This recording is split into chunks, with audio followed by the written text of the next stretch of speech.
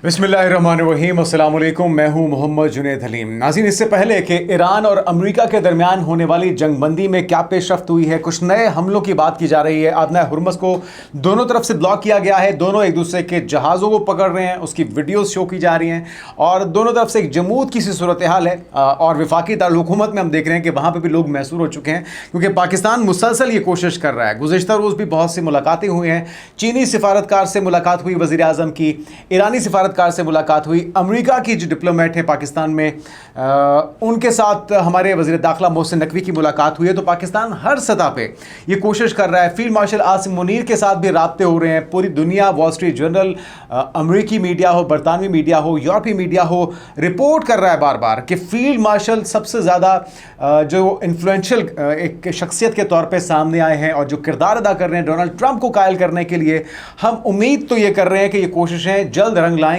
एक और जो डेवलपमेंट हुई है वो है लुबनान के अंदर, और 3 से 5 हफ्ते का मजीद एक्सटेंड किया गया है सीज़ फायर को, और जो जंगबंदी थी उसको मजीद बढ़ाया गया है, जो कि खुशाइंद है। और ये दावा भी कर रहे हैं डोनाल्ड ट्रंप कि इस साल कोई ना कोई हतमी फैसला या आपस में मुआहिदा तय पाया जाएगा इजराइल और लबनान के दरमियान। लेकिन आपको ये भी देखना होगा कि जो इलाका लबनान का हथियाया जा चुका है, 10 किलोमीटर से ज़्यादा के इलाके पे कब्जा किया जा चुका है, उसका फैसला क्या किया जाएगा। और बार बार हिजबुल्लाह का इल्ज़ाम लगाकर जो वहाँ के लोगों को, वहाँ के शहरियों को निशाना बनाया जाता है, ये सिलसिला मुकम्मल तौर पे ख़त्म होगा। लेकिन अगर डोनाल्ड ट्रंप संजीदा कोशिश कर रहे हैं, राब्ते बहाल हुए हैं, कम अज़ कम बात का आगाज़ हुआ, ये भी खुशाइंद है। लेकिन इन तमाम डिटेल्स और अपडेट से पहले आपको बताते हैं कि डोनाल्ड ट्रंप, जो कि हमेशा ट्रोल करते हैं, बुली करते हैं और मोदी जी को शर्मिंदा करने, उनकी नाक काटने का कोई मौका हाथ से जाने नहीं देते, तो इस बार जो सुबकी हुई है, इस बार जो छितरौल हुई है डोनाल्ड ट्रंप से भारतीयों की, उसकी मिसाल नहीं मिलती। उन्होंने जहन्नुम का सुराग कह दिया है भारत को।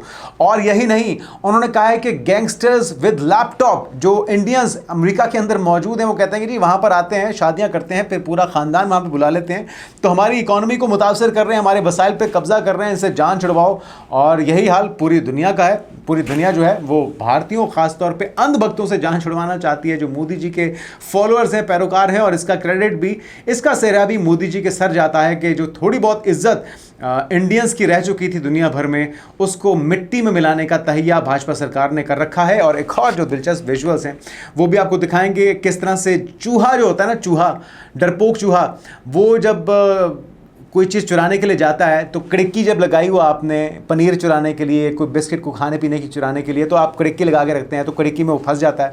तो राजनाथ सिंह एक आबदोस के अंदर जर्मनी में जाने की कोशिश कर रहे थे, ये दिखाने के लिए जी बड़े वो एक्टिव हैं, बड़े ही जंगजू किस्म की शख्सियत हैं, पाकिस्तान को बड़के तो बड़ी बड़ी मारते हैं, लेकिन असलियत क्या है वो मंजर भी आपको दिखाएंगे। काफ़ी दिलचस्प है, काफ़ी फ़नी भी है, यकीनी तौर पर आप उसको देख के महसूस होंगे। वैसे आपने सोशल मीडिया पर देख लिया होगा, लेकिन सबसे पहले आपको दिखाते हैं जो कांग्रेस का रिएक्शन आ रहा है, जो रिप्लाई आ रहा है, जिस तरह से डोनाल्ड ट्रंप ने छितरौल की है मोदी जी की, और इस बार मोदी जी के साथ पूरे भारत को रगड़ा लगा दिया है।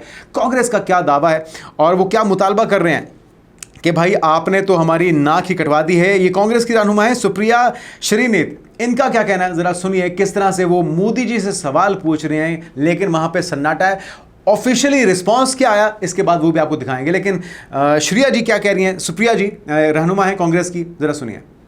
नरेंद्र मोदी के मित्र और अमेरिका के राष्ट्रपति, उनके फ्रेंड डोनाल्ड ट्रंप ने भारत को हेल होल कहा है, मतलब नरक जहन्नुम कहा है। यही नहीं, उन्होंने वहां पर काम कर रहे भारतीयों को गैंगस्टर्स विद लैपटॉप कहा है। लेकिन नरेंद्र मोदी की और उनकी सरकार की इतनी हिम्मत नहीं हो पा रही, इतना साहस नहीं जुटा पा रहे कि वो 2 टूक अमेरिकी राष्ट्रपति से कहें आपकी हिम्मत कैसे हो रही है हमारे देश के खिलाफ या नाप शनाप करने की, हमारे देश का तिरस्कार, हमारे देश का अपमान करने की। और थोड़ी देर पहले विदेश मंत्रालय के नुमाइंदे आए, उनसे पूछा गया, उन्होंने कहा हमने देखा लेकिन हम इस पर कुछ कह नहीं सकते। एक रीढ़ की जो हड्डी है ना, उसको गिरवी रखकर ये लोग सरकार चला रहे हैं। अरे देश के लिए तो खड़े होइए, देश के सम्मान में तो खड़े होइए, देश के खिलाफ जो तिरस्कार अपमान हो रहा है उसके खिलाफ बोलिए तो सही। और असलियत यह कि ट्रंप ये पहली बार नहीं कर रहे हैं। उन्होंने हिंदुस्तानियों को बेड़ियां पहनाकर, हथकड़ियां डालकर, मिलिट्री जहाज में ठूस कर वहां से खदेड़ दिया। मोदी जी चुप रहे। उन्होंने लगातार इंडिया को अब्यूजर एक्सप्लॉइटर कहा, हमारे ऊपर 50% टैरिफ ठोक दिया, मोदी जी चुप रहे। अरे मोदी जी को खुद तिरस्कृत किया, वहां गए जब तो इनसे मिलने भी नहीं आए, मोदी जी चुप रहे। यही नहीं, डोनाल्ड ट्रंप ने इंडिया का तिरस्कार करते हुए पाकिस्तान को गले लगाया हुआ है। असीम मुनीर को, जो नरसंहारी है, उसको घर रोज बुला के दावत देते रहते हैं, मोदी जी कुछ नहीं कर पाते। बार बार डोनाल्ड ट्रंप कहते हैं मैंने सीज फायर कराया, खुद प्रधानमंत्री को अपमानित करते हैं, मोदी जी चुप रहते हैं। पता है क्यों? क्योंकि इस देश का प्रधानमंत्री कॉम्प्रोमाइज्ड है, कमजोर है, डरा हुआ है। और उसका खामियाजा पूरा देश भुगत रहा है। इस देश के प्रधानमंत्री को अमेरिका ब्लैकमेल कर रहा है, भगवान जाने उनके पास क्या है, और इसी वजह से प्रधानमंत्री अपना मुंह खोलकर दो टूक ये कह नहीं पा रहे हमारे देश का लगातार अपमान करने का काम बंद कीजिए।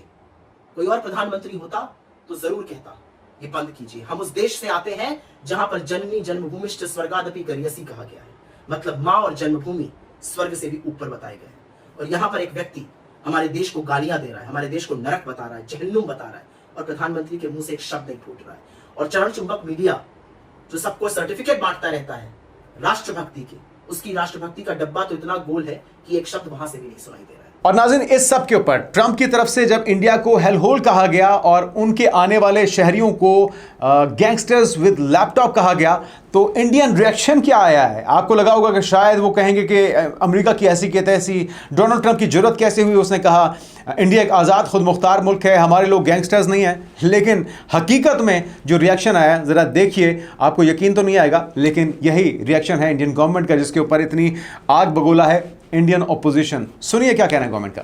Donald Trump has endorsed a post. The post compares India and China as hellholes. What is the Indian government's response on the US president terming India in a derogatory manner? We have seen some reports. That is where I leave it.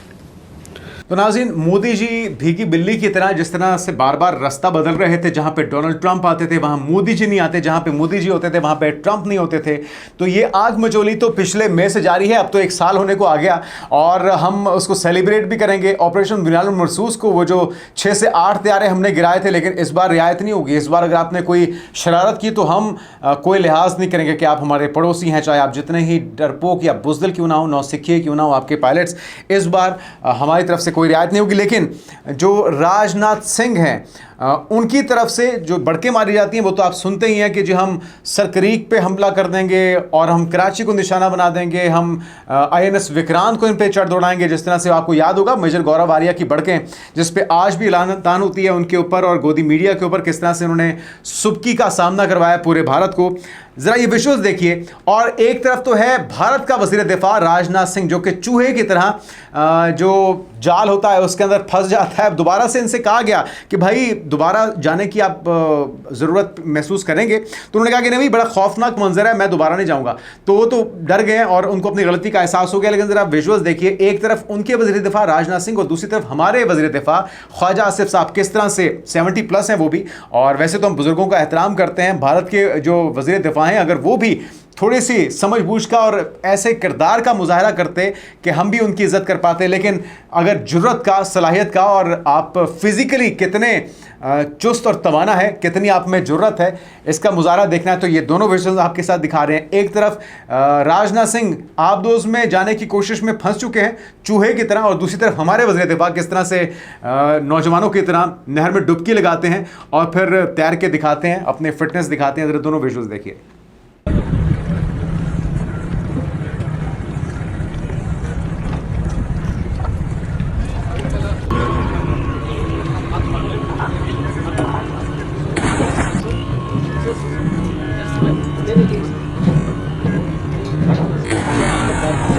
तो नाज़रीन, ये है वो Indian reaction जिसके ऊपर Indian अवाम भी सवाल पूछ रही है। और ये सिलसिला आपको पता है, मई में जब पाकिस्तान पे जारियत की गई थी, पाकिस्तान ने उसका मुंह तोड़ जवाब दिया था।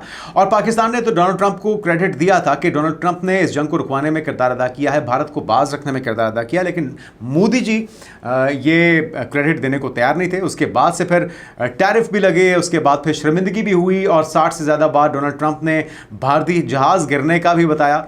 और ये सिलसिला अभी भी जारी हो सारी है। और अभी जो खबर आ रही है, मज़ीद सैंक्शंस लगाई जा रही हैं भारत के ऊपर, क्योंकि वो जो दहशतगर्दी के कार्टेल्स हैं उनको सपोर्ट कर रहा है।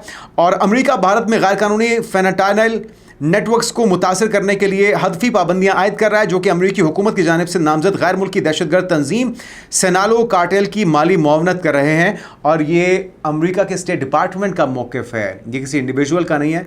और अमेरिका भी अब तंग आ चुका है इनके तमाम करतूतों से कभी ये सिख रहनुमाओं को मरवाते हैं, कभी ये किसी मुल्क के दाखिली मामलात को छेड़खानी करते हैं और मूवीज़ के अंदर तो अपने आप को जीतता हुआ दिखाते हैं। ग्राउंड पे इनके वज़ीर दिफा की पोजीशन क्या है, गोदी मीडिया किस तरह से वावेला करता है, किस तरह से नफ़रत और प्रोपेगेंडे का प्रचार करता है, वो भी पूरी दुनिया जानती है। अच्छा, अब आते हैं ज़रा ईरान और अमेरिका के मामले की तरफ। और ट्रंप की तरफ से कहा गया है कि नया हमलों का सिलसिला शुरू किया जा रहा है। स्ट्रेट ऑफ हुर्मुज़ के इर्द गिर्द ये हमले किए जाएंगे और जो मुख्तलिफ तनसीबात हैं ईरान के अंदर उन्हें निशाना बनाया जाएगा स्ट्रेट ऑफ हुर्मुज़ को खिलवाने के लिए। लेकिन जब मीडिया से ये सवाल किया गया, क्योंकि बहरहाल खदशा तो मौजूद रहता है, जब सिविलाइजेशन को मिटाने की बात होती है तो हमारे दिल में खदशा आता है कि कहीं न्यूक्लियर अटैक तो अमेरिका नहीं कर देगा ईरान के ऊपर, क्योंकि बाकी तमाम ऑप्शंस तो वो इस्तेमाल कर चुके हैं। अपनी नेवल जो स्ट्रेंथ है, चाहे वो यूएसएस अब्राहम लिंकन हो, जेराल्ड फोर्ड हो, चाहे B-2 बॉम्बर्स हो, चाहे वो F-35 हो, F-16 हो, C-130 तैयारे हो, टोमाहॉक मिसाइल्स हो, ये सारी कोशिशें अमेरिका ने करके देख ली, लेकिन वो ईरान को घुटनों पर नहीं ला सका, बल्कि वो पहले से ज़्यादा जुर्रतमंदी के साथ और मजबूती के साथ अपने अवाम के साथ खड़े हुए हैं। तो अब सहाफ़ी ने पूछा कि क्या न्यूक्लियर हमले की ऑप्शन भी है, तो उसको उन्होंने बेवकूफ़ाना और स्टूपिड क्वेश्चन कहा के जवाब दिया। क्या कहना था डोनाल्ड ट्रंप का, ज़रा सुनिए। Sir, would you use a nuclear weapon against Iran? You posted on Truth Social. No, a few weeks ago. we don't need That's it. not Why do what I need it? Why would a stupid question like that be asked? You post Why would on I social use a nuclear weapon when we've totally, in a very conventional way, decimated them without it? No, I wouldn't use it. A nuclear weapon should never be allowed to be used by anybody. तो Trump ने Iran पर जौहरी हमले के इम्कान को मुस्तरद किया है और वो कहते हैं जौहरी हथियार किसी को भी इस्तेमाल करने की इजाज़त कभी नहीं दी जानी चाहिए। तो खुशाइंद बात है। वैसे डोनाल्ड ट्रंप की किसी बात को आप हतमी नहीं समझ सकते और 1 घंटे में वो 1 से ज़्यादा ट्वीट्स करके अपनी एक पहले कही हुई बात की तरदीद भी कर देते हैं। लेकिन बहरहाल अगर ये सोच उनके दिमाग में पाई जाती है तो ये खुशाइंद बात है और हम इस पर यकीन इसलिए करते हैं, खुशगुमानी इसलिए करते हैं कि ये एक बहुत बड़ी तबाही के मुतरादिफ हो सकती है और इस तरह की हिमाकत हम सुपर पावर से कम एक्सपेक्ट नहीं कर सकते। लेकिन कुछ ताज़ा डेवलपमेंट्स भी हैं। एक तो ये कि पाकिस्तान से मुत्तहिदा अरब अमीरात ने दिया हुआ कर्जा मांगा था, पिछले 30 साल का कर्जा उनको अचानक याद आ गया क्योंकि इजराइल का दबाव बहुत ज़्यादा है और ये जो नेक्सस है इसमें हम यूएई का किरदार बड़ा भरपूर अंदाज में देख रहे हैं, भारत के साथ कुर्बतें बढ़ती देख रहे हैं, डिफेंस के माहदे होते देख रहे हैं। चले अच्छी बात है और हमें कोई ज़रूरत भी नहीं है आपके उधार की, आपका उधार हमने आपके मुंह पर मार दिया है। 3.45 अरब डॉलर की अदायगी मुकम्मल कर ली है और अब ज़रूरत इस बात की है कि पाकिस्तान अपने पाँव पर खड़ा हो, जिससे जो कुछ लिया है आप वापस करें, IMF से भी जान छुड़ाएं और अपनी जो आपकी बैकबोन है, चाहे वो आपकी ज़राअत हो, चाहे वो आपके हुनरमंद अफरादी कुव्वत हो, चाहे वो आपका IT सेक्टर हो, इन सारी चीज़ों में ग्रो कीजिए और दुनिया को बताइए कि आप सिर्फ सिफारती तौर पे नहीं बल्कि आपके जो बाकी सारे शोबे हैं वो भी इस कदर मजबूत हैं कि आपको किसी और के सहारे की ज़रूरत नहीं है, बल्कि अगर किसी और को ज़रूरत हो तो वो हमारा सहारा ले सकता है। आगे बढ़ते नाज़रीन और ताज़ा डेवलपमेंट्स में आपको ये भी बताएं कि कुछ मुश्तरका एक्सरसाइजेज हो रही हैं, थंडर 2 नामी, और पाकिस्तान और मिस्र की फोर्सेस के दरमियान ये मुश्तरका मशकें हो रही हैं काउंटर टेररिज्म ऑपरेशन को यकीनी बनाने के लिए, दहशतगर्दी से निपटने के लिए। और जिस तरह से हम आपको बता रहे हैं कि एक नया इत्तेहाद इस वक्त बनने जा रहा है जिसमें टर्की भी है, जिसमें मिस्र भी है, जिसमें कतर भी है, जिसमें पाकिस्तान और सऊदी अरब तो ऑलरेडी हैं, बांग्लादेश भी है, इसमें अजरबैजान भी है और दीगर ममालिक भी इसका हिस्सा बनना चाहेंगे। तो उसका जो अमली मुजाहरा है वो आपको इन मशकों की सूरत में दिखाई देता है। स्पेस के मैदान में, खला के मैदान में एक और संग मील अबूर किया है पाकिस्तान के खलाबाजों ने और ये जो ताज़ा खबर आई है पाकिस्तान की खलाई एजेंसी स्पार्को की तरफ से पाकिस्तान के इंसानी खलाई मिशन प्रोग्राम में एक तारीखी पेशरफ 2 खलाबाज उम्मीदवार खुरम दाऊद हैं, मोहम्मद ज़िशान अली हैं। जदीद खलाबाज तरबियत शुरू करने के लिए अवामी जमहूरिया चीन ये रवाना हो चुके हैं और ये खलाई तहकीक के सफ़र में एक अहम संग मील इसे कहा जा रहा है और इसके तहत पाकिस्तान अपनी तारीख में पहली बार चीन खलाई स्टेशन CSS के मिशन में शिरकत की तैयारी कर रहा है। यह मिशन फिलहाल 2026 के आखिर में लॉन्च करने की मनसूबाबंदी है और इसमें बताया जा रहा है कि इसमें पाकिस्तानी खलाबाज शेंजियन मिशन के तौर पर बतौर पेलोड एक्सपर्ट खिदमात अंजाम देगा। तो हमारी बेस्ट विशेस इस तमाम अमले के लिए और इसमें खिदमात अंजाम देने वाले तमाम टेक्नीशियंस के लिए। तो नाज़रीन, ईरान और अमेरिका की मुज़ाकरात में अभी तक बर्फ़ जमी हुई है। जुम्मे को कहा जा रहा था कि खुशखबरी आ सकती है, अभी तक ट्रंप का ये दावा जो है सिर्फ दावा ही साबित हो रहा है, लेकिन जो हमले हैं वो मज़ीद तलखी को पैदा कर सकते हैं। ट्रंप की तरफ से जो ऐलान किया गया है और अमरीकी नशियाती इदारा ये दावा कर रहा है कि जंगबंदी ख़त्म होने की सूरत में आबना हुर्मुज़, जनूबी खलीज अरब और खलीज ओमान के इतराफ़ ईरान की सलाहियतों को निशाना बनाया जाएगा। मनसूबे से आगाज़ राय ने बताया है कि इन मुमकिन हमलों में तेज़ रफ्तार छोटी कश्तियों, बारूदी सुरंगें बिछाने वाले जहाज़ों और गैर रिवायती अस्करी वसाइल को हदफ बनाया जा सकता है, जिनकी मदद से तेहरान आप जी हम जो गुजरगाहें हैं उनको मौसर तौर पर बंद करने और उन्हें अमेरिका पर दबाव डालने के लिए इस्तेमाल करता है। लेकिन ईरान पहले कह चुका है कि अगर कोई कार्रवाई की गई, माइंड स्पेस को अगर आपने आगे भेजा या उसकी कोशिश की, जिसमें माहिरीन की राय तो यह है कि इसमें 2 माह से ज़्यादा का अरसा लग सकता है अगर आपने सी माइंस को हटाना है, रास्तों को क्लियर करना है। बहरहाल दोनों तरफ से अभी तक बर्फ जमी हुई है, मुज़ाकरात के दरवाजे बंद नहीं हुए, पाकिस्तान की तरफ से भी कोशिश की जा रही है, डोनाल्ड ट्रंप के बयानात भी मस्बत आ रहे हैं, लेकिन हमलों की जो निशानदही है या जो कोशिश है वो इस अमल को अभी तक मुतासर किए हुए हैं। मुश्तबा खामनाई के बारे में एक दावा सामने आया है कि वो जिंदा है, खैरियत से हैं, लेकिन ज़ख्मी हैं। जो पहला हमला हुआ था उसमें उनकी आंख को, उनके सर को चोट आई थी और मुमकिन तौर पे उनकी टांग भी बहुत ज़ख्मी है, जो कि खुदा न खास्ता अगर ज़ख्म जल्दी रिकवर ना हुआ तो ज़ाया होने का ख़तरा भी है। लेकिन दिमागी तौर पे वो बिल्कुल स्टेबल हैं और उनके जो अहकामात हैं वो सिग़ाए राज में रखने के लिए वो तहरीरी तौर पे अपने अहकामात देते हैं। कोई भी किसी किस्म की गैजेट या मोबाइल या कम्युनिकेशन नेटवर्क उनके पास मौजूद नहीं है, लेकिन तमाम तर जो फ़ैसले हैं वो उनकी मर्ज़ी से हो रहे हैं, उनकी मुशावरत से हो रहे हैं। और अब देखते ये हैं कि फ़ाइनल राउंड जिसमें मुमकिन तौर पे मसूद पेज़ेश्कियान और डोनाल्ड ट्रंप पाकिस्तान आएंगे, ये फ़ाइनल राउंड कब होता है, ये बड़ा ब्रेक थ्रू कब होता है। पाकिस्तान की कोशिशें रंग लाएंगी, हमारी दुआएं पाकिस्तान के लिए भरपूर तरीके से मौजूद है, लेकिन भारत की हालत पतली दिखाई देती है। आने वाले दिनों की पेशरफ से आपको आगाह करते रहेंगे। अपना ख्याल रखिएगा। अल्लाह हाफ़िज़।